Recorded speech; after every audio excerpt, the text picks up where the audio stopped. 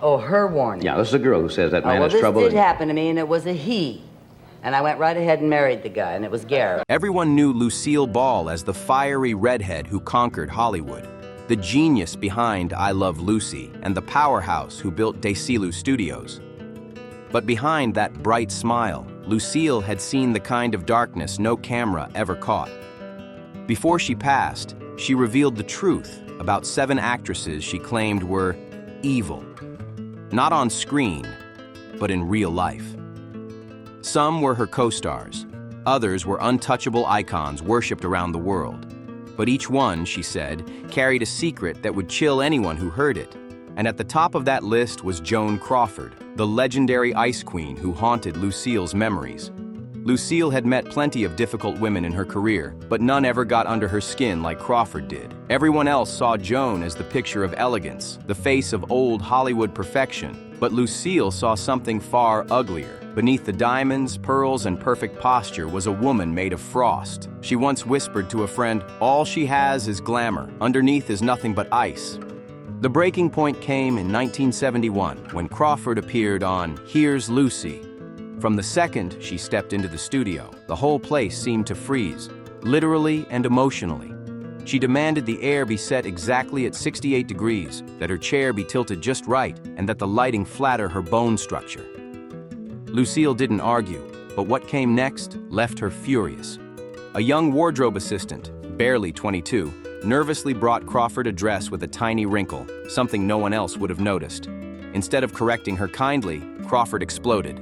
Witnesses said she hissed, "You are a useless little nothing. Toilets would be lucky to have you." The poor girl ran off in tears, and Crawford demanded she be fired right then and there. Lucille refused, and that one act of defiance lit a cold war between them. Once the cameras rolled, Crawford became a different person. Sweet, sparkling, the perfect Hollywood dream. But the moment the red light went off, her face froze again, lifeless, plastic, mannequin-like. Later, Lucille whispered, "I've worked with department store mannequins who felt more human." That was her final judgment. To Lucille, Joan wasn't just cold. She was pretending to be human. A woman who wore warmth like a costume but couldn't feel a drop of it inside. Lucille always said that how a person treats someone powerless shows their real soul, and Crawford, in her eyes, had none at all. Until her last days, Lucille Ball still called Joan Crawford one thing: unmistakably, undeniably evil. Judy Garland, the beautiful chaos.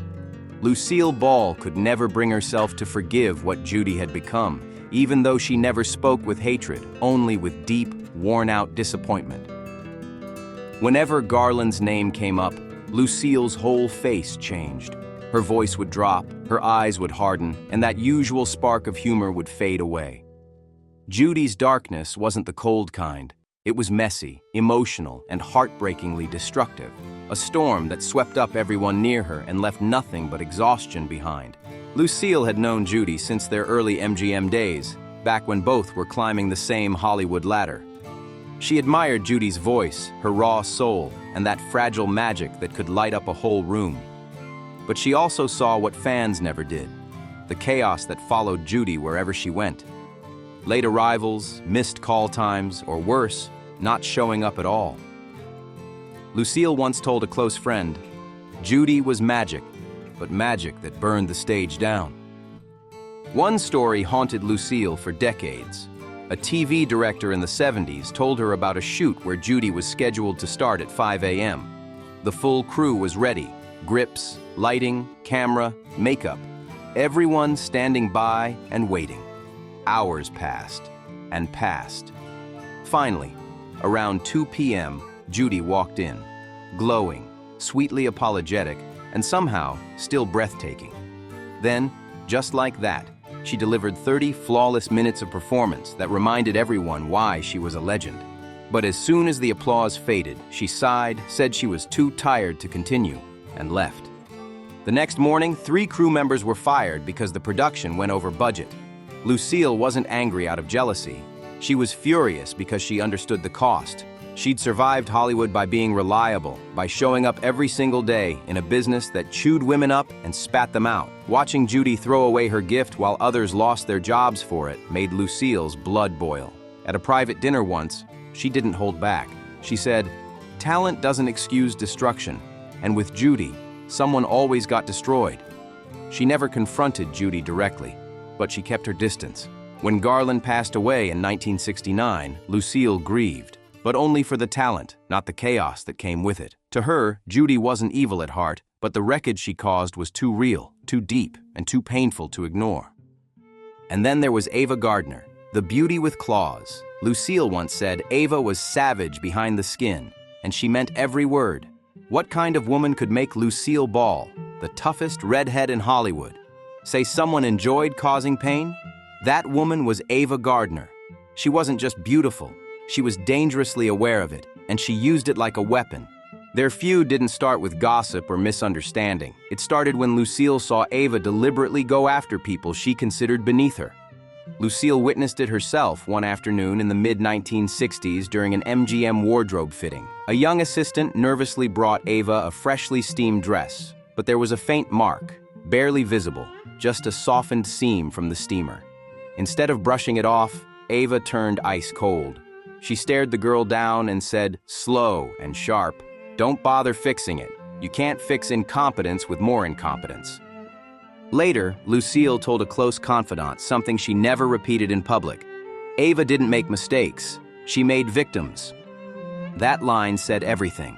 The tension between them only grew worse, finally exploding one night at an industry cocktail party. Someone casually mentioned Lucille's name in a group conversation, and Ava didn't miss a beat. With that infamous smirk, she said loud enough for the whole room to hear, "Oh, the washed-up clown. She's still working?" The crowd froze, gasps everywhere, but Ava just sipped her drink, totally unbothered, her cruelty sharpened like a blade. Lucille could never forget that moment. To her, Ava's beauty had blinded the world. People saw the surface and ignored what hid beneath. She once told a friend, "If she hadn't been beautiful, no one would have tolerated who she really was." The two never made peace after that night. Ava's looks turned into Hollywood legend, but in Lucille's memory, she aged into disgust. Even in her final years, whenever Ava's face popped up in a magazine or a documentary, Lucille would mutter the same words under her breath. People have no idea what she was behind that face. Then came Bette Davis, the talent that terrified. Everyone in Hollywood worshipped Bette's power on screen, but Lucille saw something darker. She once asked privately, why does she enjoy hurting people so much? With Bette, Lucille didn't need time to figure her out. The hostility hit instantly, sharp, icy, unforgettable. Their worst clash happened at an industry dinner in the mid-1960s. Lucille sat just a few tables away when she saw it unfold. A young waiter nervously brought Bette the wrong wine, a simple mistake. But Bette's reaction was brutal. Her voice cut through the room. "Do you even know how to read a label, or is that beyond you?" The boy stammered out apology after apology, but Bette wasn't done. She was enjoying it. The humiliation wasn't an accident, it was theater. Lucille sat there in shock. This wasn't just attitude. It was cruelty performed for applause. Later that night, Bette noticed Lucille watching her and raised her glass in a mock toast, smiling like nothing happened. Lucille didn't smile back. She'd already made up her mind. She told a friend afterward, Crawford was cold, but Bette enjoyed inflicting the wound. To Lucille, that crossed a line that could never be forgiven. Lucille respected raw talent. She built her empire on it. But she despised anyone who used power to crush people just trying to make a living. She often said, greatness should protect people, not break them. From that point on, Lucille and Bette stayed worlds apart. They worked in the same city, shared the same red carpets, and moved in the same elite circles. Yet they avoided each other like oil and water. Even decades later, when Bette's tributes rolled around, Lucille always declined to appear beside her. That distance spoke louder than any feud headline ever could. And then there was Zsa Gabor, the woman Lucille said was fake down to the bone. Whenever Zaza's name came up, Lucille didn't roll her eyes or sigh. She laughed. That sharp, knowing laugh that meant trouble. She didn't fear Zaza, and she didn't envy her fame or her looks. What she hated, truly hated, was the fraudulence. Zaza wasn't just over the top or spoiled. She was, in Lucille's eyes, a walking performance. A woman who weaponized charm and treated everyone around her like disposable props. Cameras flashed everywhere as Zsa Gabor glided into the charity gala, wrapped in glittering diamonds and heavy furs, smiling like she owned the world. The crowd adored her. Photographers couldn't get enough. But the moment the flashes stopped, her entire face changed. The charm vanished like someone flipped a switch. A volunteer, just doing her job, gently guided Zsa Zsa toward her assigned table. Without missing a beat, Zsa Zsa snapped, "I don't sit with peasants." Her voice sliced through the air like glass. Lucille saw it all from across the room. That single sentence told her everything she needed to know. But the real sting came just minutes later. A young volunteer, barely 20, accidentally brushed against Zsa Zsa's coat. It was a harmless mistake. But Zsa Zsa leaned in close, smiling sweetly, and whispered, "Sweetheart, you touch my coat again, and I'll make sure you never work an event in this town again." Lucille's stomach turned. The way Zsa Zsa delivered that line, soft voice, gentle grin, made it even colder. It wasn't what she said, it was how she made cruelty look elegant. Later that night, Lucille couldn't hold it in. She vented to a close colleague, saying, "Nothing about her is real. Not the accent, not the elegance, not even the kindness." To Lucille, fake kindness was worse than open cruelty. A fake person could charm you while plotting against you. They could fool the whole world. And in Lucille's eyes, Zsa Zsa was the master of that act. Even decades later, when Zsa Zsa slapped a Beverly Hills police officer in 1989 and made national headlines, Lucille didn't flinch. She just sighed and said, "There she is, the real one." After that night, Lucille Ball couldn't shake what she'd seen.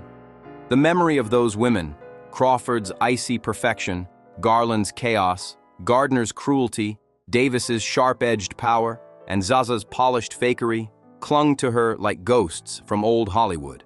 Each of them had left a mark, not just on the industry, but on Lucille herself. She had spent her whole life in a business built on illusion, yet what haunted her most were the women who lived their lives behind one. Lucille wasn't bitter, she was observant. She understood that fame could twist people into something unrecognizable. But what broke her heart was how easily the world excused it all.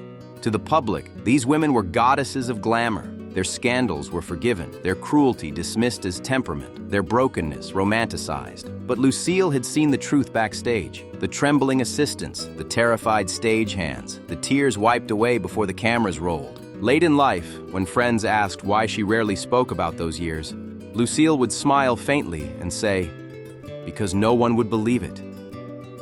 She knew that the world wanted fairy tales, not the raw truth hiding behind the spotlight. But sometimes, in private conversations, she'd let a little of it slip, how Hollywood didn't just reward talent, it protected power. And those women had power, enough to bend the rules, enough to destroy careers, enough to make cruelty look like confidence. She often said the real stars weren't the ones on the stage, but the ones who endured it.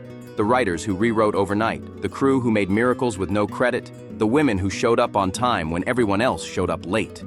Lucille had built her empire on discipline, humor, and grit, and that made her different. She didn't just survive the system, she mastered it without losing her humanity. But even she carried scars from what she'd witnessed. The cold stares from Crawford, the unstable laughter from Garland, the venom in Gardner's tone, the mock toast from Davis, and that fake, sugary smile from Zsa Zsa. They all lived in her memory, snapshots of what fame could do to a soul. In her later interviews, when asked about the golden age of Hollywood, Lucille would chuckle softly. "Golden?" she'd repeat, her eyes glinting with something between humor and sadness. "Gold doesn't shine that bright when you've seen what it costs." She'd never name names on camera. She didn't need to. The stories spoke for themselves, hidden between her lines and glances. Behind the laughter that made America fall in love with her was a woman who had looked straight into Hollywood's heart and seen how dark it could get. And though she carried those secrets to her grave, one truth remained. Lucille Ball didn't just change television, she exposed, in her own quiet way, what no one else dared to say. In her final years, Lucille Ball carried those memories like old film reels playing quietly in her mind, flickering scenes of laughter, betrayal, and truth. The world still adored her, still saw her as the queen of comedy, but very few understood the wisdom hiding behind that famous smile. She had seen what fame could do, how it could turn kindness into calculation and ambition into cruelty. And though she never said it out loud, she knew that behind every glittering Hollywood icon was a price that no spotlight could cover. When she talked about those days, she didn't sound angry. She sounded tired, like someone who had finally solved a mystery no one else wanted to face. She once said to a trusted friend, "They called it the Golden Age, but But gold isn't pure. It's mixed with something darker. That line summed it all up. The glamour, the power, the legend, all built on silence and control. Lucille had played the game, but she'd never lost herself in it. And that's what set her apart from the rest. Even after decades, people still tried to dig up Hollywood's secrets, writing books, making documentaries, chasing whispers. But Lucille had already lived them. She didn't need to prove what she knew. She carried the truth in her eyes. Whenever an old clip of I Love Lucy flashed on screen, people laughed and cheered, never realizing the woman behind that laughter had stared straight into the darkest corners of Hollywood and walked away stronger. And maybe that was her real magic. Not the comedy, not the fame, but the survival.